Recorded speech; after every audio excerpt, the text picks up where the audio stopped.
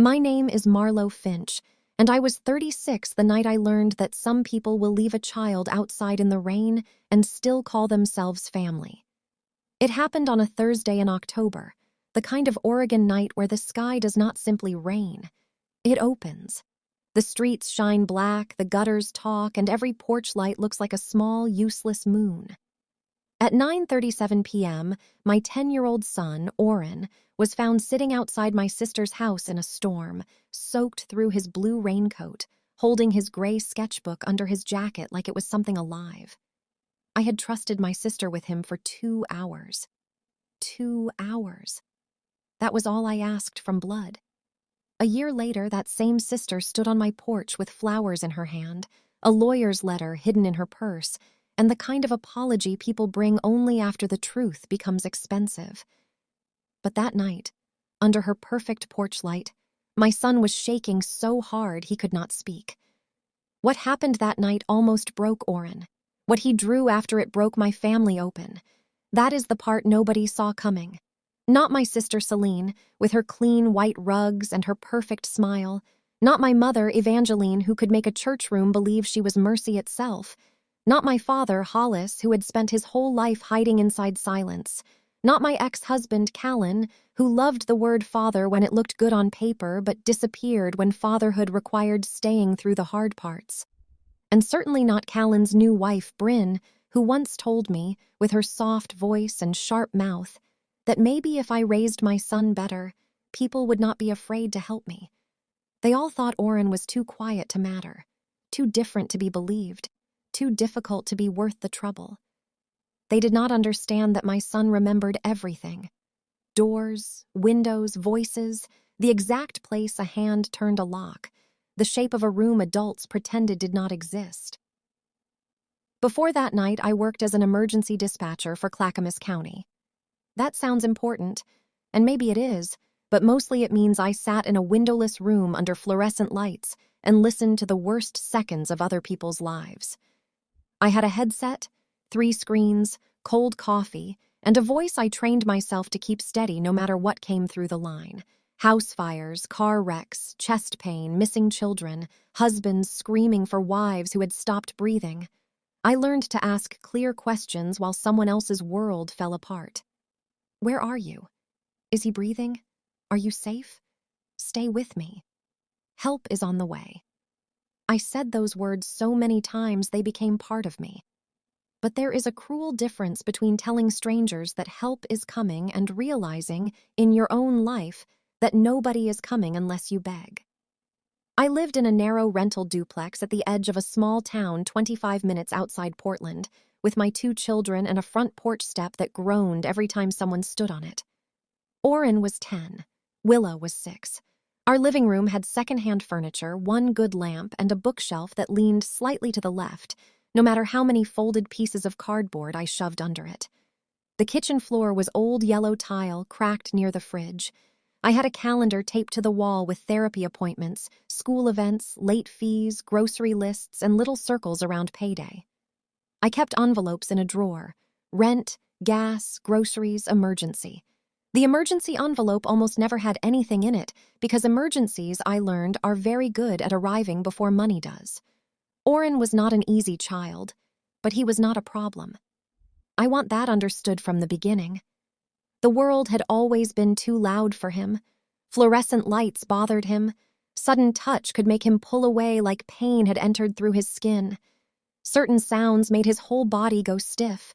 Hand dryers, barking dogs, silverware dropped in a sink, balloons popping at birthday parties. When he was small, people told me he would grow out of it.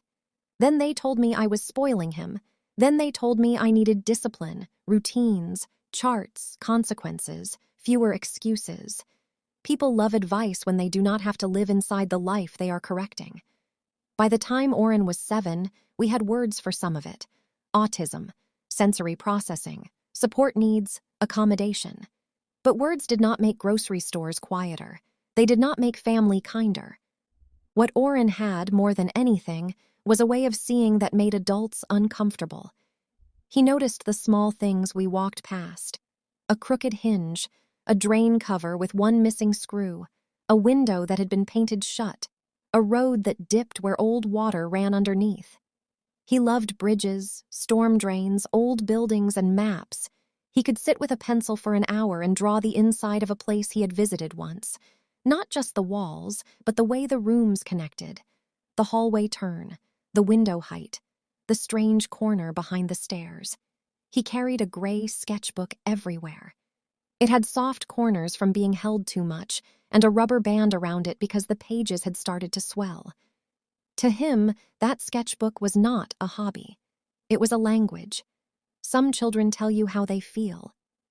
Oren drew it. Willa, his little sister, understood him better than most adults. She was 6 years old, full of questions and allergic to silence.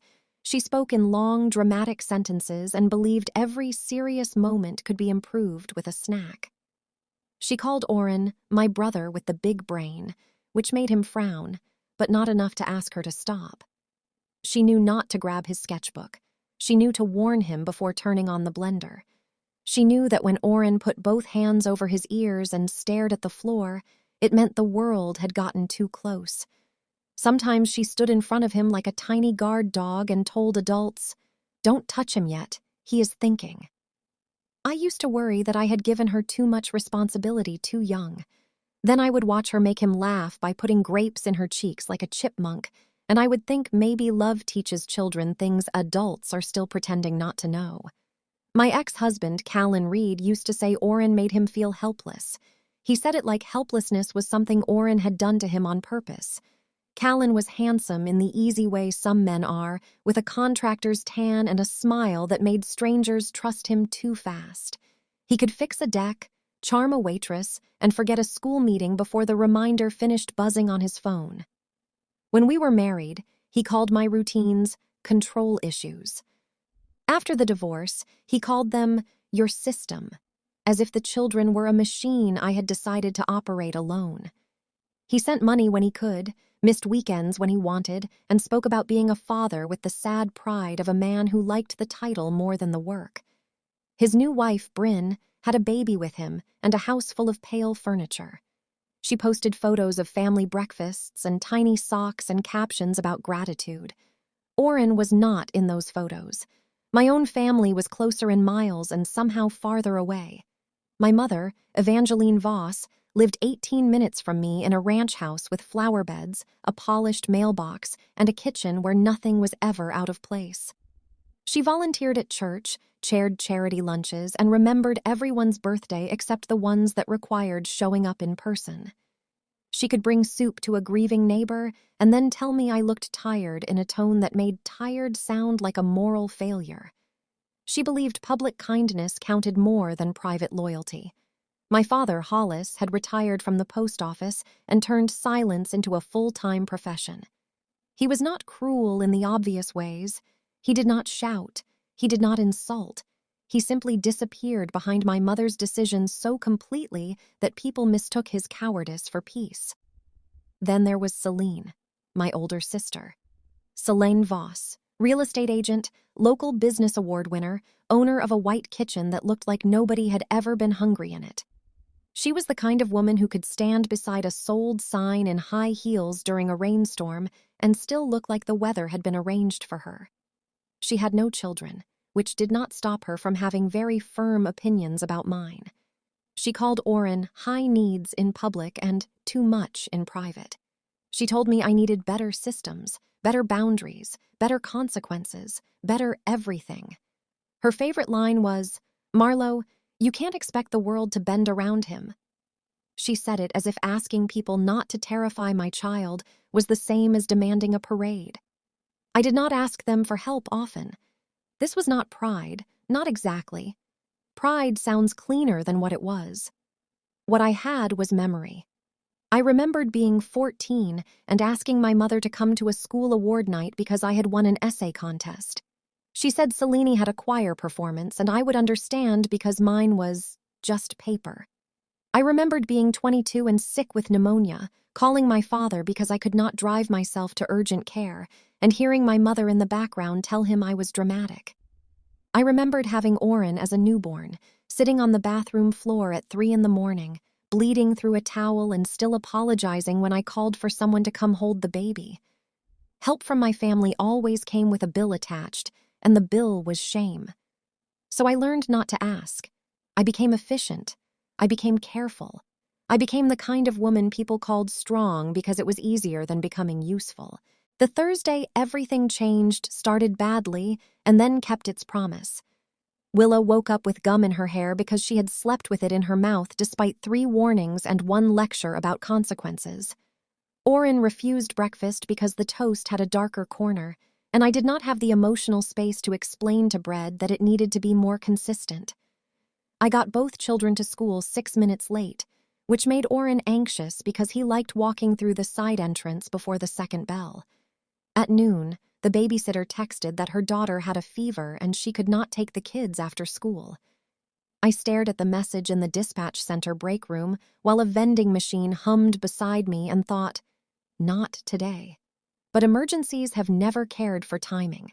By 4, a flu outbreak had taken out 2 dispatchers.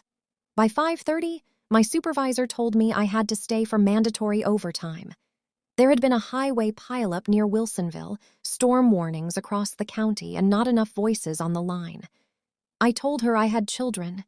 She looked at me with tired eyes and said she knew. That was all. She was not heartless. She was counting bodies the same way I was. If I left, someone else's emergency might go unanswered. If I stayed, mine might. That is the kind of math single mothers do with no paper and no correct answer. I called my usual backup, Mrs. Alvarez from the next duplex, but her phone went to voicemail. I called the high school girl who sometimes watched Willa, but she was at a volleyball game 2 towns over. I called Callan first because, technically, he was their father. He answered on the 4th ring with noise behind him. A television, a baby fussing, Bryn saying something about bath time. I kept my voice steady. I told him I was stuck at work and needed him to take the kids for 2 hours. Just 2. I would pick them up after my shift. He sighed before I even finished. That sigh told me more than his words, but then he gave me those too. Marlowe, you know I can't handle him when he gets like that. Him. Not Oren, not our son. Him like Oren was weather or machinery or a dog with a bite history. I said, he is your child. Callan lowered his voice and said, now is really not a good night for us. Us. I heard Bryn in that word. I heard the baby. I heard his clean life with the difficult parts removed. I hung up before my voice could break. I called my mother next. Evangeline answered, bright and busy. I could hear dishes, laughter, the small clink of glassware. She was at church, helping set up for a charity dinner. I explained quickly. 2 hours. The kids were at school aftercare, but it closed at 6. I just needed someone to pick them up and keep them until I got there. My mother made the soft sound she used when she wanted to seem sorry without being inconvenienced. Oh, Marlowe, tonight is impossible. We have 80 people coming. 80 strangers eating donated chicken mattered more than 2 grandchildren needing a room. I asked if Dad could go. There was a pause. Then she said, your father doesn't do well with Oren when he gets upset. Nobody did well with Oren, apparently, except Oren himself, who had spent 10 years doing his best in a world built like a trap. I called my father anyway. He did not answer. I left a message I knew he would play while standing beside my mother, letting her decide whether my emergency deserved a response. Then I called Celine. I almost did not. My thumb hovered over her name for so long my screen dimmed. Selena answered with her professional voice, the one she used for clients and school fundraisers. I told her the situation. At first she was silent, then she said, tonight? As if I had scheduled a storm and a staffing crisis to offend her. I said yes. She said she had people coming over. I said I had no one else. She exhaled through her nose. Fine. 2 hours, Marlowe, but I mean 2. And he needs to behave. I cannot have a scene in my house tonight.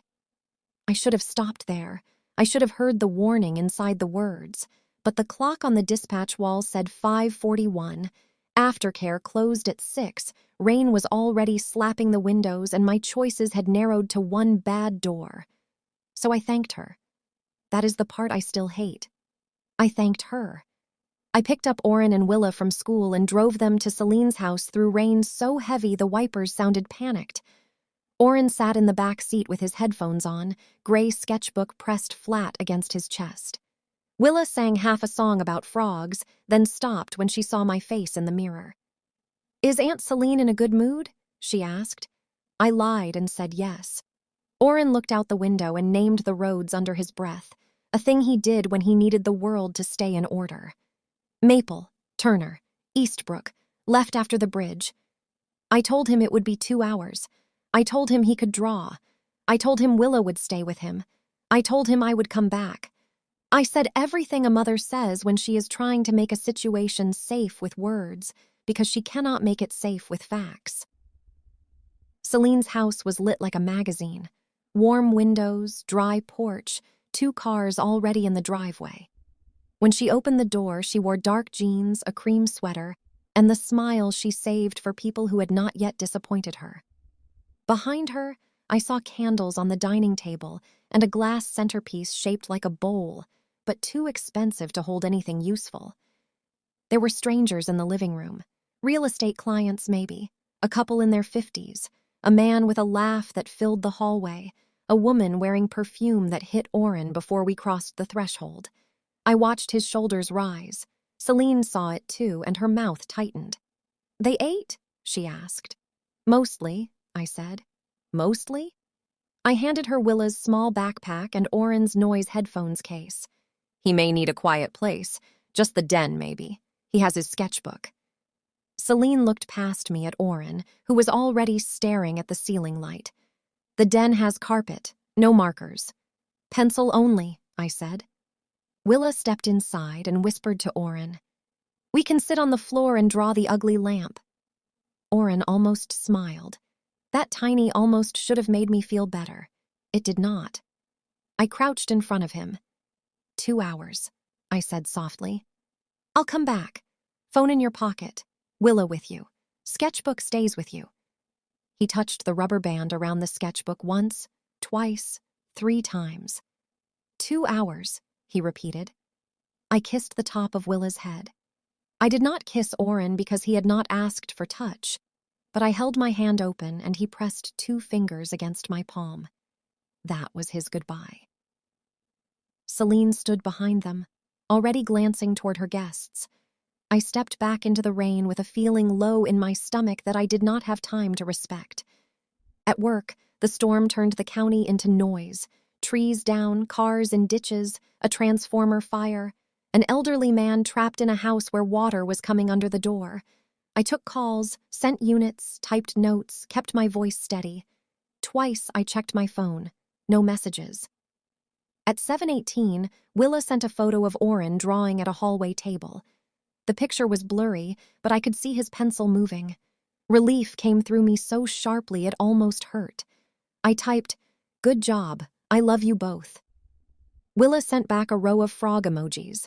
I put the phone face down and answered the next call. I did not know that inside Celine's house, Oren was losing the room inch by inch.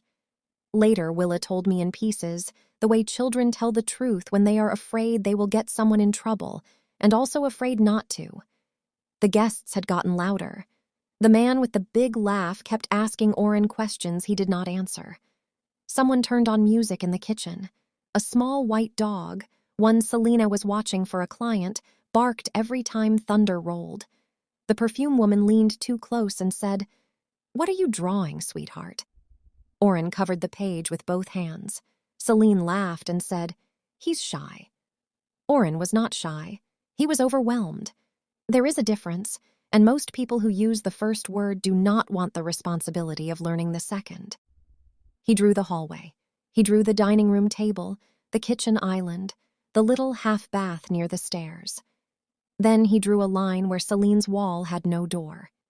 He stared at it.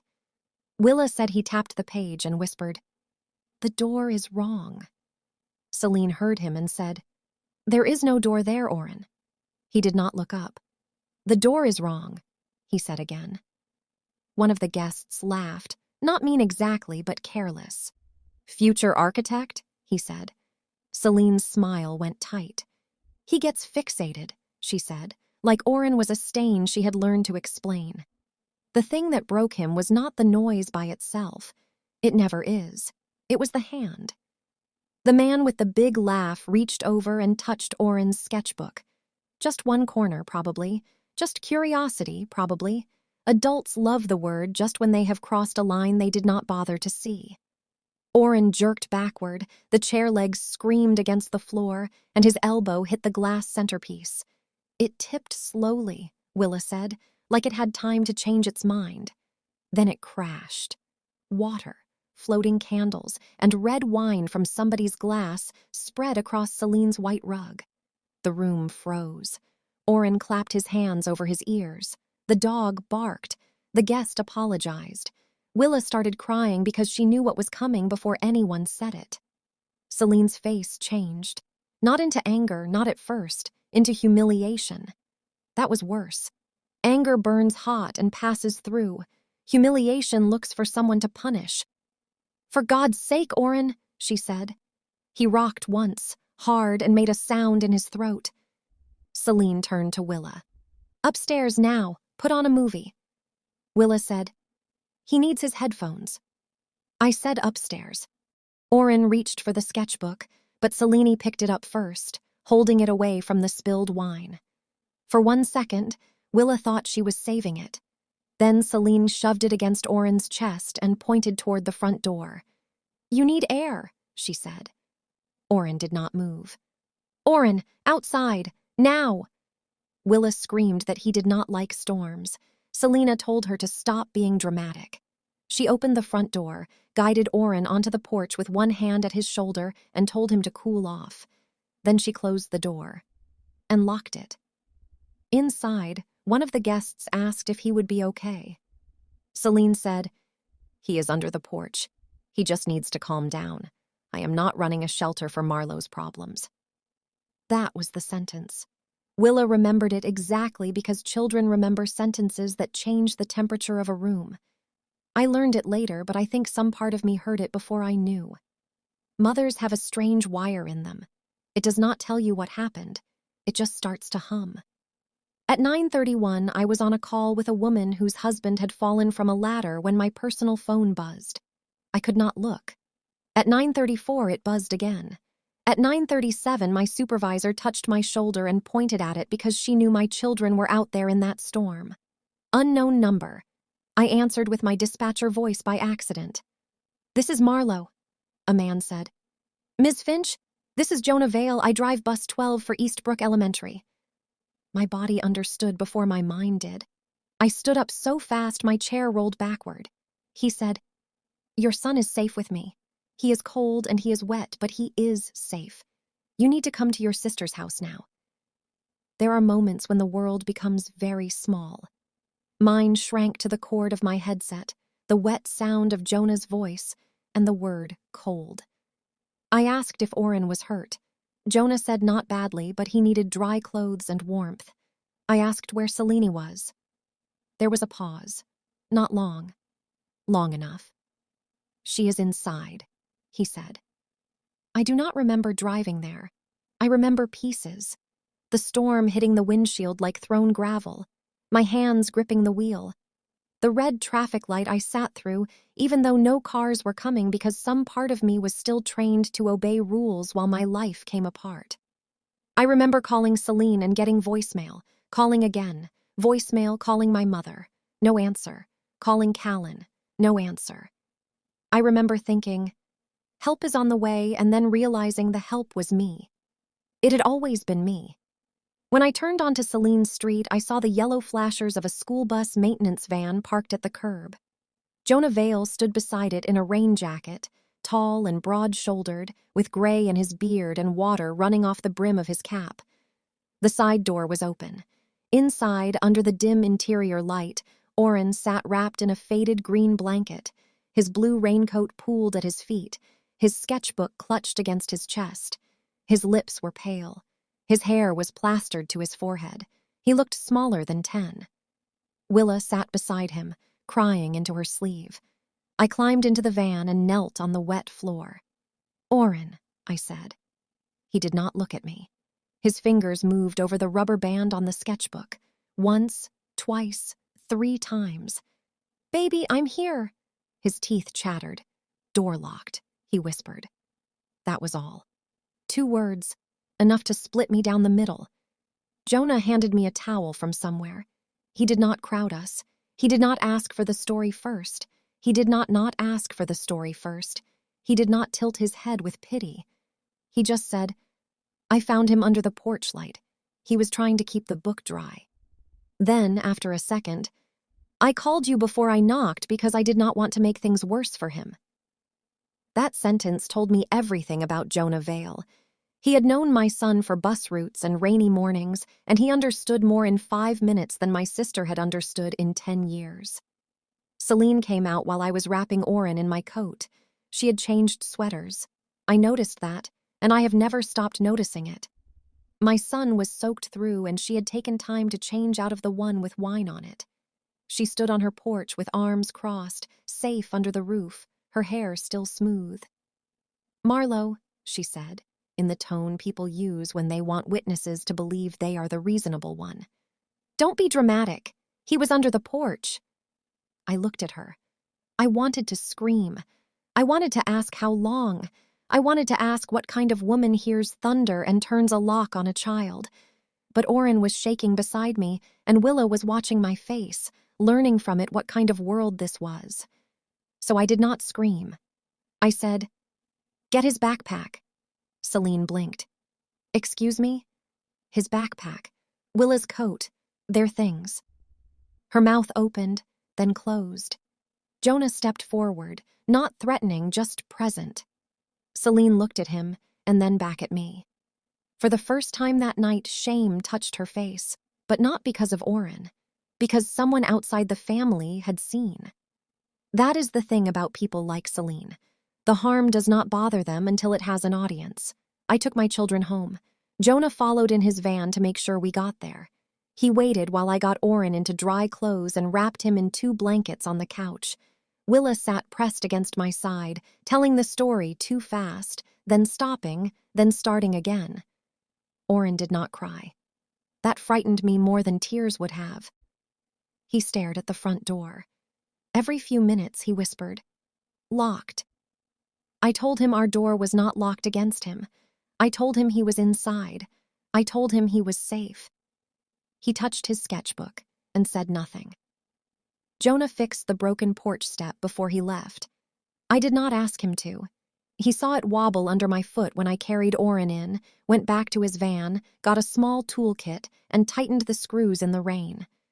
When I tried to thank him, he shook his head. "No debt," he said. "Kids should get inside dry." Then he drove away. I did not sleep that night. Oren woke every 20 minutes and checked the door. Willa crawled into my bed at 2 a.m. and asked, "Mom, family means inside, right?" I had no answer that would not damage something in her, so I kissed her hair and said, "In this house, yes." She accepted that because she was 6, and 6-year-olds still believe a mother can make one house strong enough to stand against the whole world. The next morning, I sent a message to the family group text. The group was called Voss Roots because my mother had named it during a reunion picnic 3 summers earlier. There was a little tree emoji beside the name. I stared at that tree for a long time before typing. I wrote the facts because facts were the only things I trusted myself with. Oren was locked outside during the storm at Celine's house. Jonah Vale found him soaked and shaking under the porch light. I need an explanation and an apology, not for me, for him, delivered. Then read. Celine answered first. Of course she did. People who harm you often rush to become the narrator. She wrote that Oren had become aggressive, that she had simply given him space, that he was never unsafe, that Marlowe knew how he could get. She used my name like a warning. She used my child's diagnosis like a weapon. My mother replied with a long message about everyone being under stress and how Celine had opened her home when nobody else could. Opened her home. I read those words while Oren sat on the kitchen floor lining up pencils by length because order was the only thing his hands could still control. I typed, She locked the door. My father read it. He did not respond.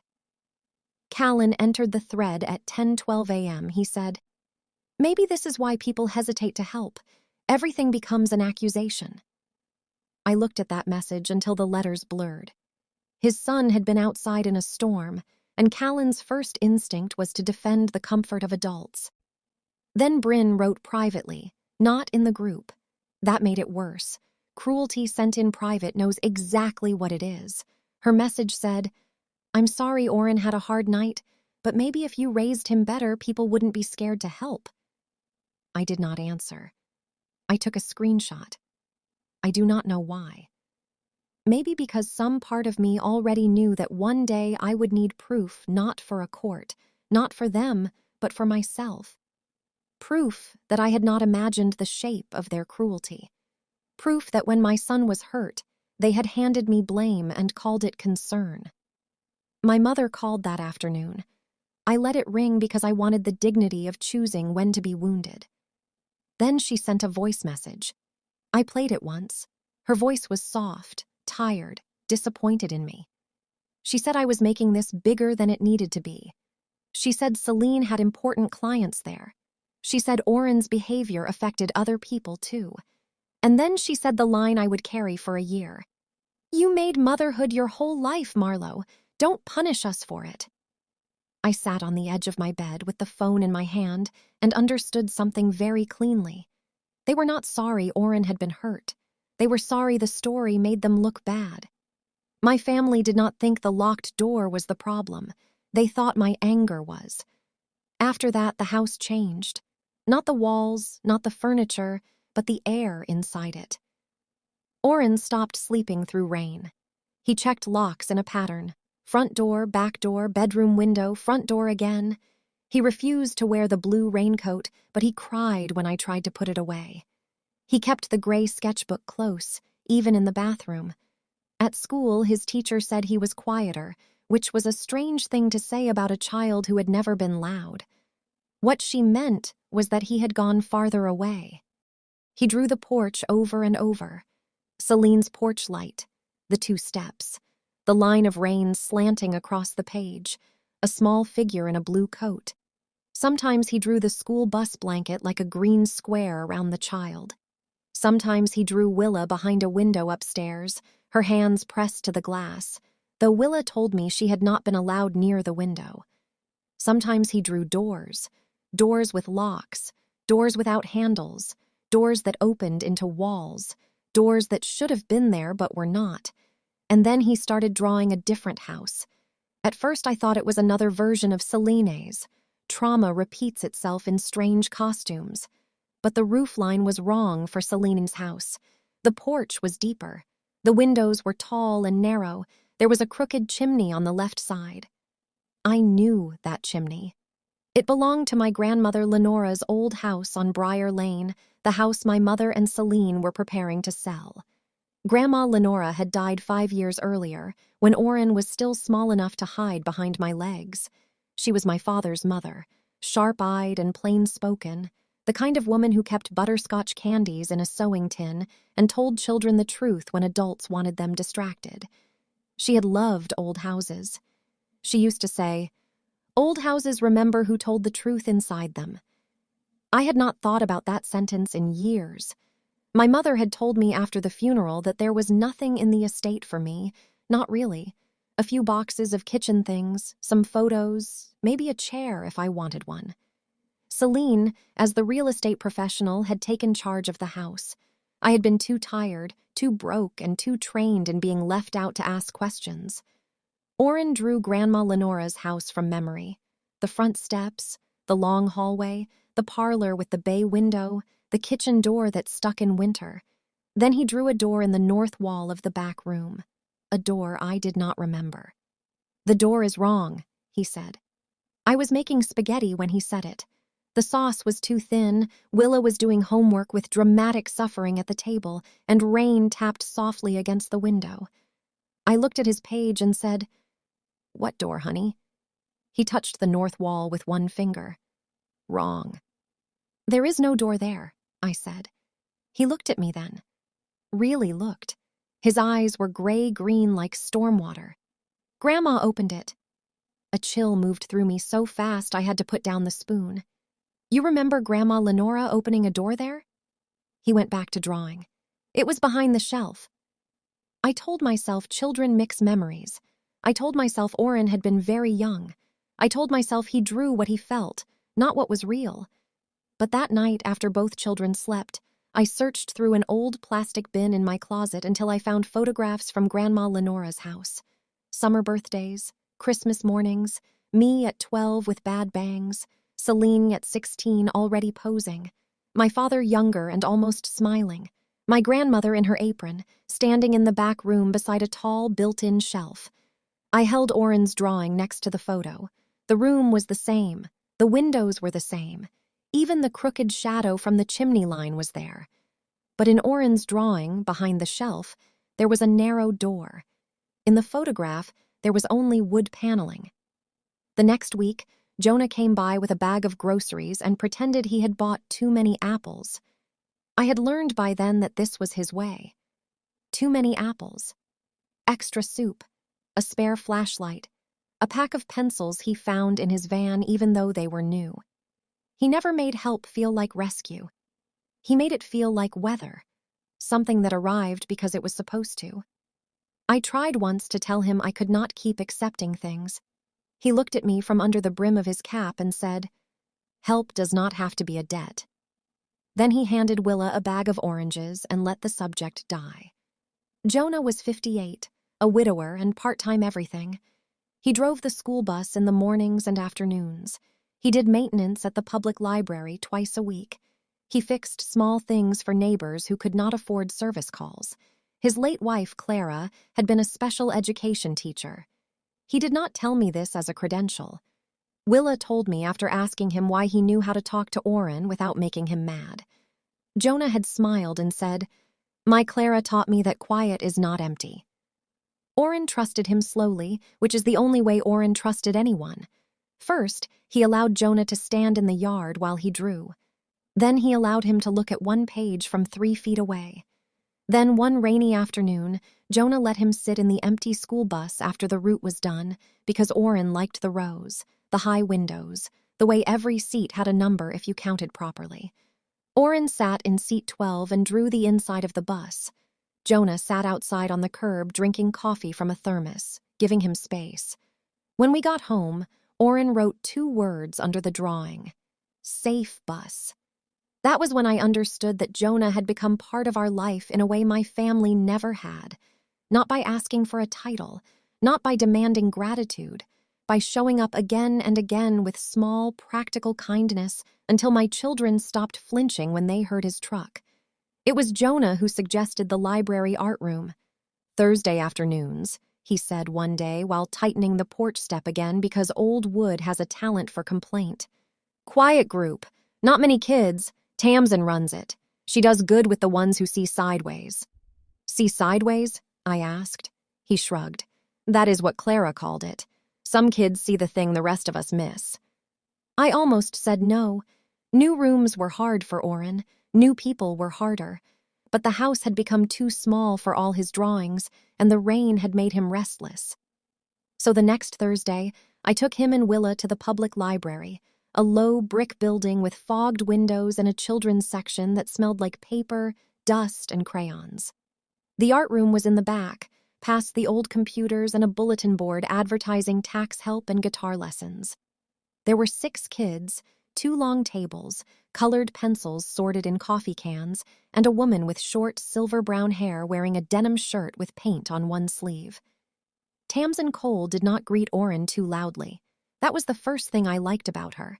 She said hello to the space beside him, not directly into his face. She told him where the exits were. She told him he could sit near the wall. She told Willa the glitter stayed closed unless everyone wanted to suffer. Willa respected her immediately. Oren sat at the far end of the table and opened his gray sketchbook. For 20 minutes, nobody bothered him. Tamsin walked around helping kids draw monsters, gardens, a cat with wings, a spaceship shaped like a taco. Then she stopped behind Oren's chair. Not too close. Her eyes moved over the page, and something in her face changed. "May I look?" she asked. Oren's pencil paused. "From here," she added.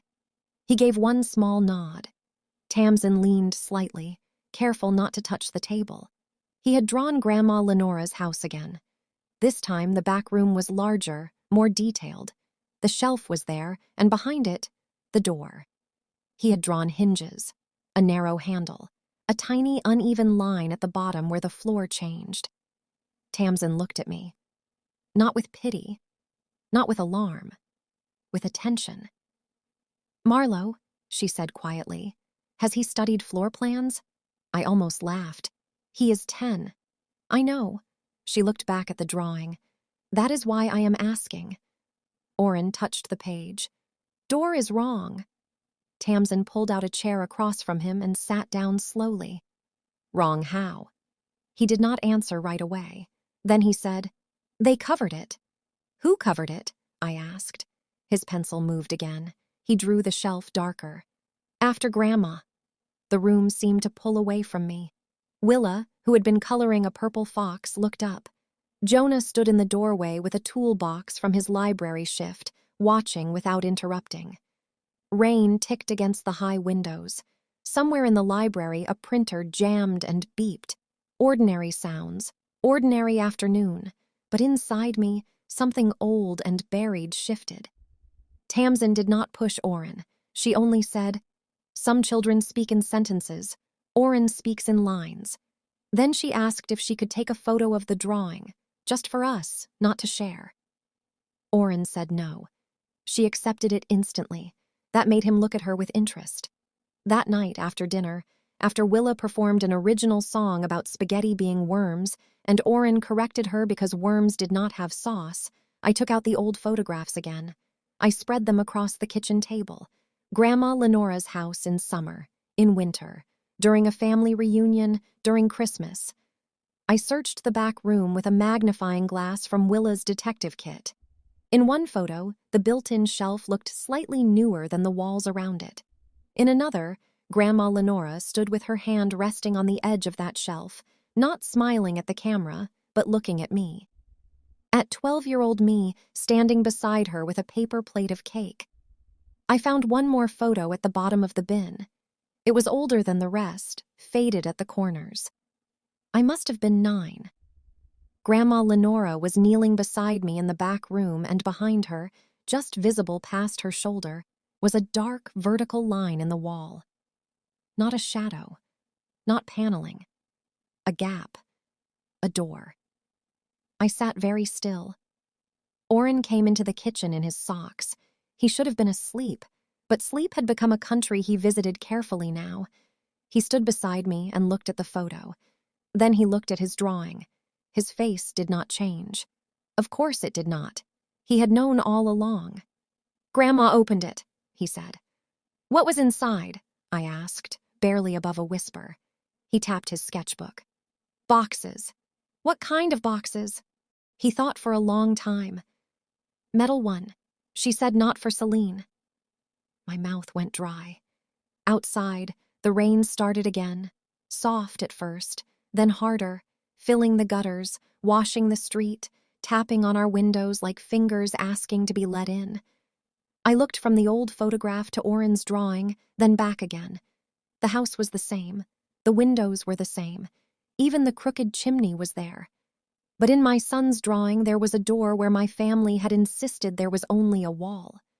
That was the first time I understood Oren had not been drawing what hurt him. He had been drawing what everyone else had hidden.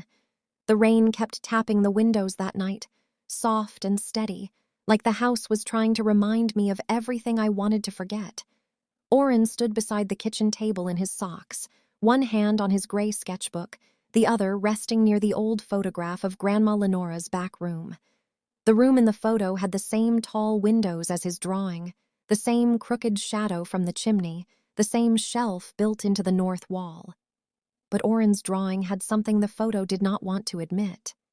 A narrow door. A door behind the shelf. A door my family had somehow erased from memory, from conversation, and maybe from the house itself. I asked him again, gently this time, what was inside. He tapped the page with one finger and said, "Boxes, metal one." She said, "Not for Celine." Then he walked back to his room as if he had said something normal, as if he had not just pulled a thread from the center of my family and placed it in my hands. I did not sleep. I sat at the kitchen table until the sky turned gray, surrounded by old photographs, Oren's drawings, and every memory I had of my grandmother's house. I remembered the smell of lemon oil on old wood.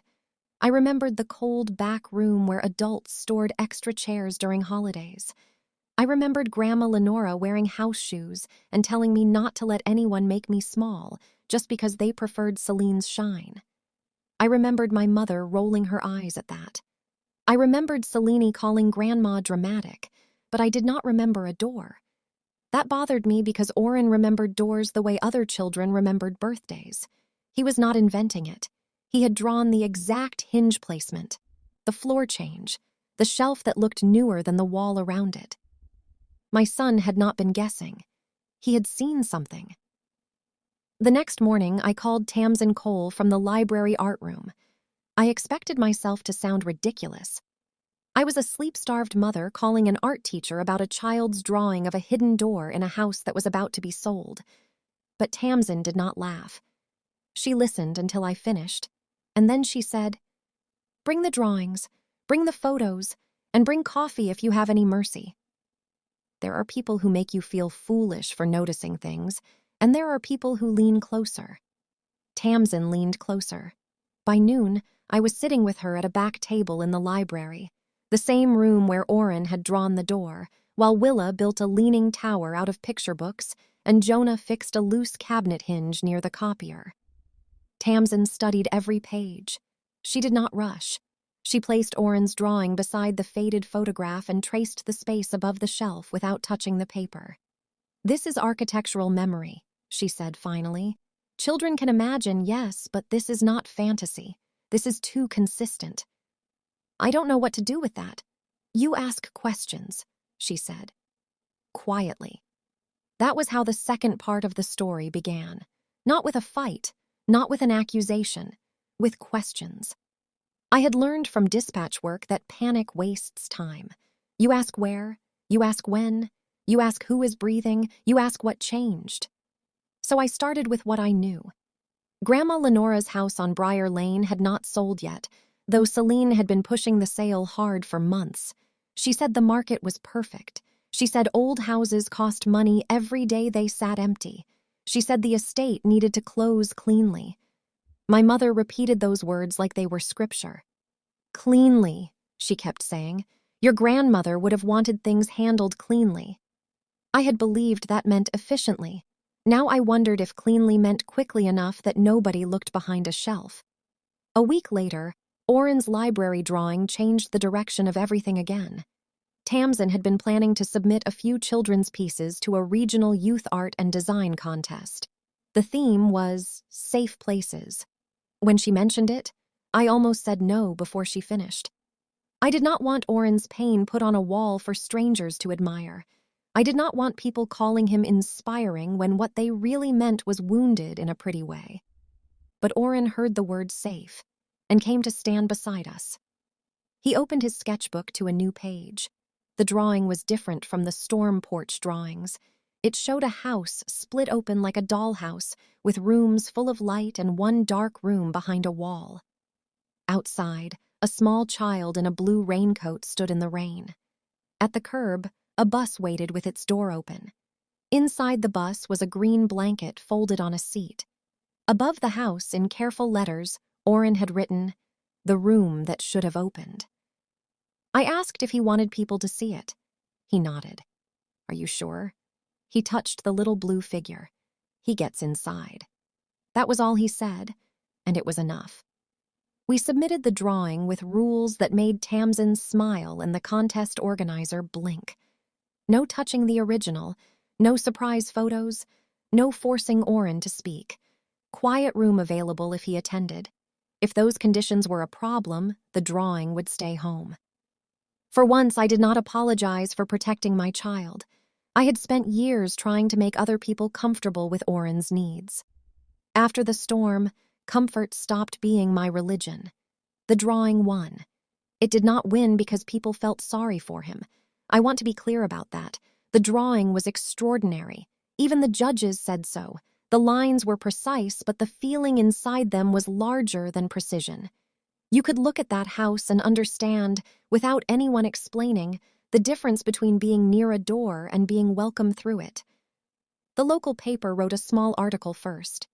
Quiet boy draws what home should feel like. There was a photo of the drawing, not of Oren, because he did not want one. In the article, Tamsin said some children speak in lines, and Oren's lines deserved respect. I said very little. I said my son loved buildings and safe rooms. I said the drawing came after a hard night. I did not say Celine's name. I did not say locked door. I did not say family. I thought silence was mercy. I was still learning that some people take mercy as permission. Celine called the next morning. I had not heard her voice since the week after the storm, when she sent one last message saying she hoped I would process things in a healthier way. Her name appeared on my phone while I was packing Willa's lunch. For a moment, I considered letting it ring. Then I answered because curiosity is a dangerous thing when mixed with anger. "Marlowe," she said too sweetly. "I saw the article." I figured. "It's wonderful that Oren is getting attention," she said, and I could hear how much effort the word wonderful cost her. "But I think we need to be careful. Some of those drawings are clearly connected to private family matters." Private family matters. "You know what I mean." "No," I said, "I don't." She sighed. "The Briar Lane house. His mother is upset. People are asking questions. Oren's drawing looks like the back room, and now someone at church asked if there was some hidden meaning. It makes us look strange." I stood very still with a butter knife in my hand. "Why would it make you look strange?" Another pause. "Because it's inappropriate," she said. "That house is part of the estate. It is being handled. Some doors are closed for a reason." There it was. Not proof, but fear. It slipped through her polished voice like water under a door. After she hung up, I called Jonah. I did not mean to. My thumb found his name before my pride could stop it. He answered from the bus yard. I told him what Celine had said. He listened, then said, "My Clara used to say, if your gut keeps knocking, answer it." I almost smiled because it sounded exactly like something his late wife would have said. Then he added, "I know a retired county clerk. Name is Ruth Bell. Mean as winter, honest as rain. She might tell you where to start." That afternoon, I started where truth often hides in America. Public records. Ruth Bell was 81, wore thick glasses on a chain, and had the expression of a woman who had spent 40 years watching people lie badly on official forms. She met me at the county records office because Jonah asked her, and because, she told me, she had once liked my grandmother. "Lenora Voss was difficult," Ruth said, sliding into the chair across from me, "which is what people call women who know where they stand." I liked her immediately. We searched property records, probate filings, permit requests, and sale documents. I understood only half of what I saw, but Ruth understood all of it, and her mouth got thinner with every page. The will filed after Grandma Lenora's death was simple. Too simple, Ruth said. The house passed through my father, then my mother had authority through family agreement, with Celine handling the sale. There was nothing that named me directly, nothing that named my children. But there were references to an attachment that did not appear in the file, a letter, a supplemental instruction. Ruth tapped the missing line with one sharp fingernail. "People misplace things," I said, though I did not believe it. "People hide things," she replied. Then she found the permit request. Celine had filed to remove interior built-ins and non-load-bearing walls from the back section of the Briar Lane house before closing. The request was recent, 2 weeks after Oren's drawing appeared at the contest. I stared at the date. My hands went cold. "She wants that wall gone," Ruth said. "Why?" Ruth looked over her glasses at me. "That is the question, isn't it?" The next step was a lawyer. I hated needing one. Lawyers sounded expensive, and expensive things had always belonged to other people. But Ruth gave me the name of Adair Monroe, an estate attorney in Oregon City who, according to Ruth, does not scare easy and does not flatter fools. Adair's office was above a bakery, and the whole stairwell smelled like cinnamon rolls, which felt almost rude considering why I was there. Adair was in her 40s, with dark hair pulled back, sleeves rolled to her elbows, and the calm focus of someone who had heard every family say it was not about money while behaving exactly like it was. I told her everything: the storm, the locked door, Oren's drawings, Grandma Lenora, Celine's call, the missing attachment, the demolition permit. I expected disbelief at some point. It never came. Adair only took notes. At the end, she said, "We do not accuse anyone yet." "I want to," I said. "I know. Don't. Accusations give people time to clean. Evidence gives them less room." That became our rule. Quiet, not passive. Careful, not afraid. Adair filed a request to delay the sale until the property could be inspected for potential estate materials based on the missing attachment and concerns about undisclosed storage spaces. Celine exploded within hours.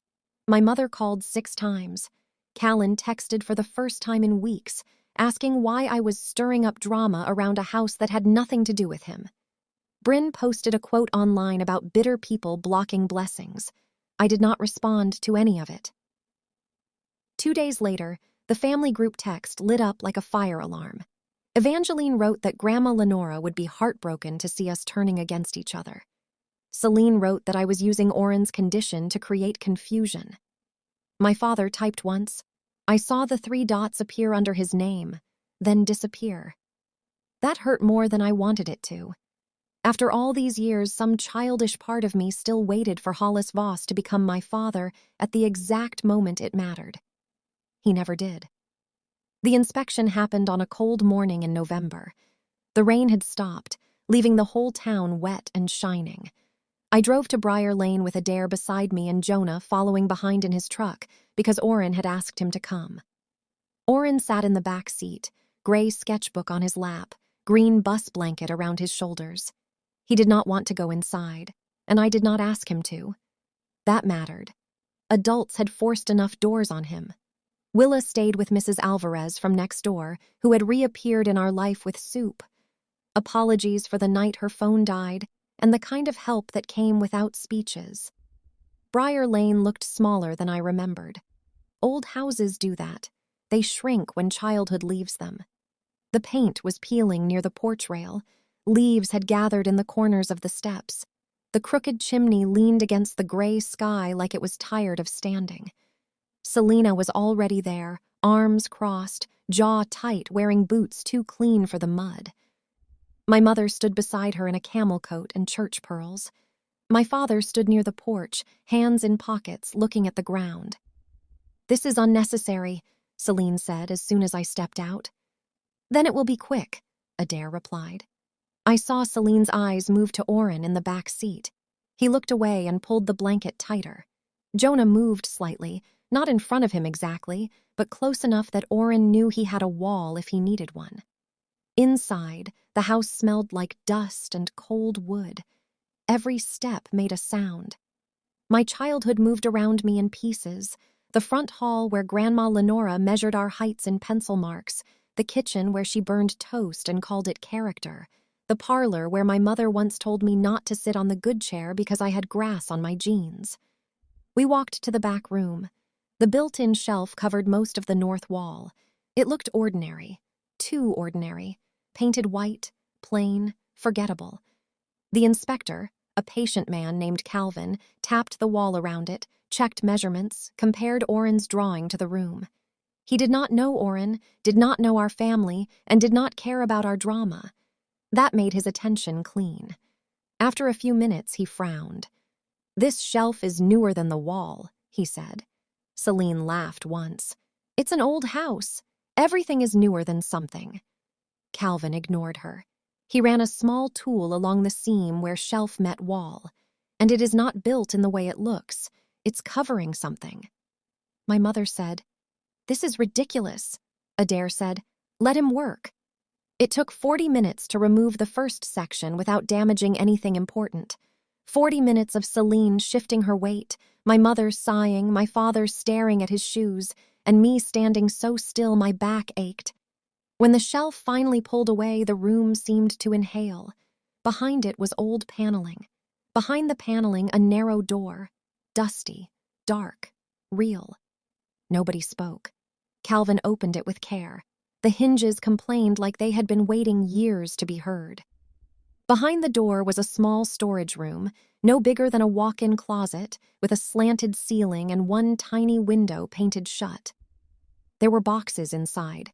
Most held old papers, holiday decorations, a broken lamp, jars of buttons, the small, ordinary leftovers of a life.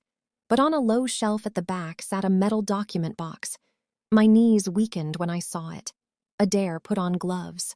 That small, practical action saved me from falling apart. She opened the box on the table in the back room while everyone watched. Inside were envelopes, savings bonds, an old deed copy, and a letter in my grandmother's handwriting. On the front, in blue ink faded by time, it said, "For Marlowe, when they tell her there was nothing." I had not cried when Celine locked my son outside. I had not cried when my mother blamed me. I had not cried when Bryn told me people were scared to help because I had raised him badly. But those words did something none of them had managed. They reached back through years and touched the girl who had been told her essay night was just paper, the young mother told she was dramatic, the daughter trained to expect less because less was easier for everyone else to give. Grandma Lenora had known. Maybe not everything. Maybe not the storm, not Oren, not the exact shape of the future. But she had known enough to leave a sentence for the day they tried to erase me. Adair read the legal documents first, then the letter. Grandma Lenora had left instructions that a portion of the house sale be placed in trust for me and any children I had. There were savings bonds for Marlowe's future children because Grandma had always believed I would become a mother who loved hard. There was also a written explanation saying she did not trust Evangeline or Celine to honor her wishes without written proof. She had placed the documents in the north room because, in her words, Marlowe remembers where love was kept. That part broke me open quietly. Celine said the letter was not valid. My mother said Grandma had been confused near the end. My father looked at the table, and for the first time that morning I saw something like fear cross his face. Not surprise. Fear. That mattered later. Adair closed the folder and said, "The sale stops today." Celine turned white. In the car afterward, Oren asked only one question. "Was the door there?" "Yes," I said. He nodded once. "It was wrong." "No," I said, and my voice shook. "You were right. The door was right, they were wrong." He looked out the window for a long time. Then he touched the green blanket and whispered, "Grandma opened it." The weeks after that were strange. Legal things move slowly, but panic moves fast. Celine's pending sale collapsed. The buyer backed away when the estate issue became real. Adair uncovered more problems, not all of them criminal, but enough to make Celine's polished voice lose its shine. There were missing records, unsigned explanations, a pattern of my mother and sister making decisions on behalf of the family that somehow always benefited the part of the family living in nicer houses. My father, it turned out, had known about the north room. He had not known everything in the box, or so he claimed through my mother, but he had known the shelf was added after Grandma died. He had watched it happen. He had said nothing. The local paper followed the story because small towns love nothing more than a mystery with an old house and a child who saw what adults missed. At first I hated that. I wanted privacy. I wanted Oren protected. But Tamsin helped me make rules again. No interview with Oren unless he asked. No personal questions. No turning him into a miracle. The story became less about family scandal and more about his drawing. Boy's artwork leads to hidden room in historic home. Then a regional station called. Then an architecture nonprofit. Then a children's design program in Portland. Everyone wanted the boy with the gray sketchbook. I said no to most of it. That surprised people. Maybe it surprised me too.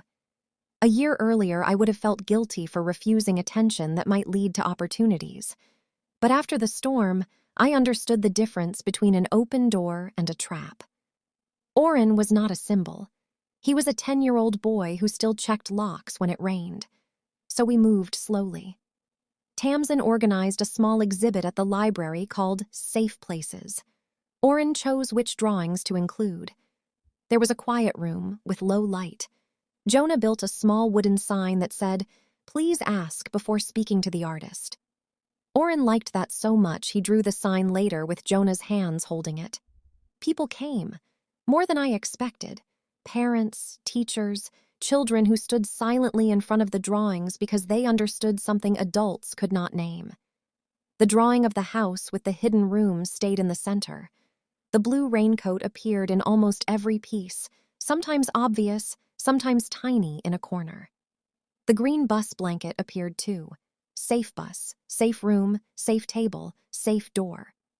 Oren did not speak much at the exhibit, but when Jonah arrived in his clean shirt and uncomfortable shoes, Oren walked over and handed him a folded page. Jonah opened it and stared. It was a drawing of a school bus parked in front of a house with every light on. Under it, Oren had written, "Bus came back." Jonah turned away fast, pretending to study the wall, but I saw him wipe his eyes. Money came, though not like a fairy tale. The inheritance was not millions. It was not movie money. It was enough to pay debts, enough to move from the duplex with the broken step into a small house at the end of a quiet street, enough to make Oren a quiet room with soft lamps, shelves for sketchbooks, and a door that opened from the inside. Enough to give Willa a backyard with one good tree for a swing. Enough to breathe without counting every gallon of gas like it was a moral decision. The first night in the new house, Willa ran from room to room yelling, "We have corners!" Oren walked through silently, touching door frames. When he reached his quiet room, he opened and closed the door 6 times. Then he said, "Inside lock opens inside." "Yes," I said. "Always."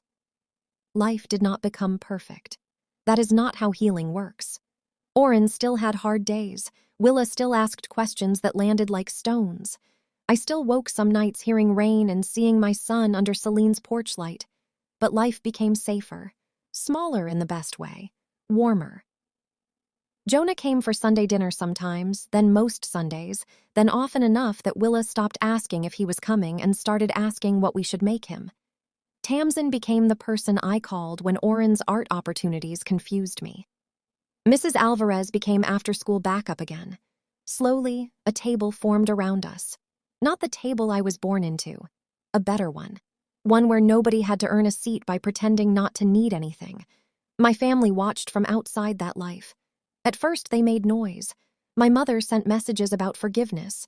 Celine sent messages through Adair, then through my mother, then through no one when Adair responded with language expensive enough to quiet her. Callan suddenly remembered he had children. He asked for dinner. Then a weekend. Then, when he learned there were trusts involved, he asked about being more active in decisions. Bryn posted about the importance of supporting neurodivergent children and tagged a parenting account with 500,000 followers. I stared at that post for a long time because the same woman who said people were scared to help my son was now collecting kindness in public from his story.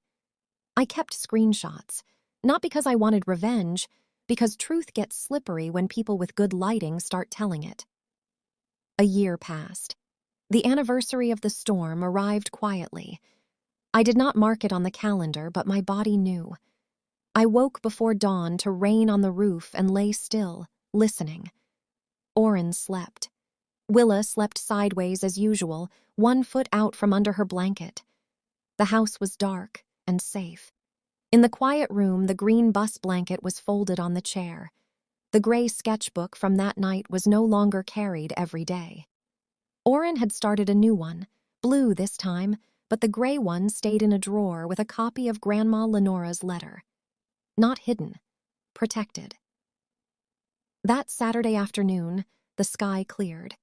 The boys from next door came over and Willa convinced them to help push the swing higher than I liked. Oren sat under the tree drawing the house from the outside. Jonah had stopped by earlier with apples because apparently apples multiply in his truck. Tamsin was coming for dinner.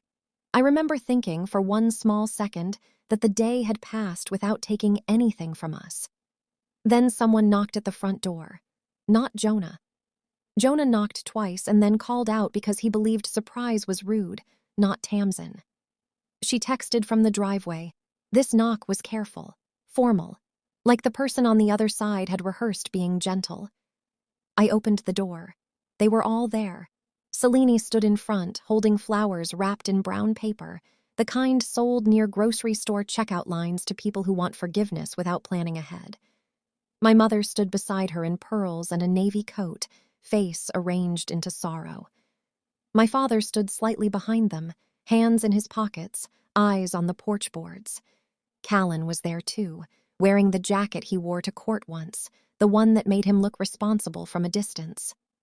Bryn stood beside him holding their toddler on her hip, smiling softly like someone had told her cameras might appear. For one strange second, I saw them not as family but as a delegation, a group sent to negotiate access to a life they had declined when it was wet, loud, and inconvenient. "Marlowe," my mother said. Her eyes were already shiny. "Can we come in?" I looked past them at the yard. Oren was under the tree, his back to us. Willow was on the swing, laughing. Neither had seen who was at the door yet. I stepped outside and pulled the door almost closed behind me. "No," I said. "You can talk from here." Celine's smile flickered. "We came to make peace." "Peace usually comes earlier," I said. My mother inhaled like I had slapped her. "We all made mistakes." There it was. The language of people who want guilt spread thin enough that nobody has to hold it. Selene held out the flowers. I did not take them. She lowered them slowly. "That night was confusing," she said. "Oren was upset. I was overwhelmed. I never meant for things to become what they became." "What did you mean?" Her mouth tightened. "I meant he needed space. In a storm. He was under the porch. Locked out." Bryn shifted the baby on her hip. Callan looked toward the yard, not at me. Celine's voice sharpened, then softened again when my mother touched her arm. "We are not here to relive every detail." "Of course not," I said. "Details are where the truth usually lives." My mother stepped forward. "This is exactly why we need healing. The church is doing a family restoration event next month. I thought with Oren's artwork and everything that has happened, it could be meaningful for us to appear together, to show forgiveness, to show that families can survive hard seasons." I almost laughed. Not because it was funny, but because grief and anger sometimes meet in the body and do not know what else to do. "A photo," I said. "A testimony," she corrected. "A photo with better lighting." Her tears cooled instantly. Selene cleared her throat. "There are also legal matters that have gone too far. The house situation has embarrassed all of us. If we make a private agreement, we can stop dragging Grandma's name through public records." Grandma's name was in the box you covered with a shelf. She was old. She was clear. Callan finally spoke. "Marlowe, this fighting is not good for the kids." I turned to him slowly. "You have not seen them in a year." His face flushed. "Because you made everything difficult. I asked you to take them for 2 hours. That was not simple." "No," I said. "Parenting rarely is." Bryn stepped in, soft voice polished smooth. "We want to move forward. The things people said during stressful moments should not define them forever." I looked at her. "Which things?" She swallowed. "You know." "Say it." Her eyes moved to Callan, then my mother, then back to me. "The comment about raising him better. I regret how it sounded." "How it sounded?" "Marlowe, please." "No," I said. "It did not sound cruel. It was cruel. There is a difference." The baby on her hip began to fuss. Bryn bounced him gently, and for a second I saw something human cross her face. Embarrassment, tiredness, maybe even regret. But regret that arrives only after consequences is not the same as remorse. I had learned that the hard way. Then Selene made the mistake that ended whatever chance they thought they had. she said. Oren's gift belongs to this family, too. The porch went very quiet. I thought of Oren under the rain, protecting the sketchbook with his small body. I thought of Jonah's green blanket. I thought of Tamsin making quiet room rules.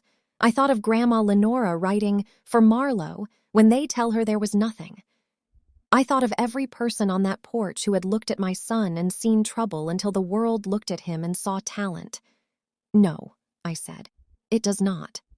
Celine blinked. Excuse me? His gift belongs to him. His story belongs to him. His safety belongs to me. None of it belongs to people who left him outside. My mother's face hardened. The sorrow mask slipped, and underneath was the woman I knew. After everything I did for you growing up, you stand here and speak to us like strangers? I looked at her for a long moment. You became strangers the night you decided my child's fear was less important than Celine's reputation. I was not even there. You were there the next morning. You chose then. She opened her mouth, but I kept going. Not loud. Loud would have helped them. Loud would have let them call me unstable, bitter, dramatic. I kept my voice even because the truth did not need volume. I turned to Celine first. You locked my son outside because he embarrassed you in front of people who would not remember your name by Christmas. You called him my problem. Then when his drawing found the room you wanted gone, suddenly he became family. Celine's eyes flashed. That is not fair. No, what happened to Oren was not fair. This is just accurate. I turned to my mother. You told me I made motherhood my whole life. You were right, I did. I made it my whole life when their father treated it like an optional shift. I made it my whole life when you treated my children like interruptions. I made it my whole life because somebody had to, and that is why they are safe from you. My mother looked as if she had been robbed of a script. I turned to Callan. You said you could not handle him when he gets like that. He heard you say versions of that his whole life, even when you used nicer words. Children remember the people who are afraid of loving them. Callan looked down. I turned to Bryn. You said maybe if I raised him better, people would not be scared to help.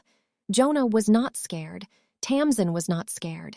Mrs. Alvarez was not scared. Strangers were not scared. Only family was. Bryn's face went red. That message was private. So was my son's fear, I said. You did not respect that either. Then I looked at my father. Hollis had not moved.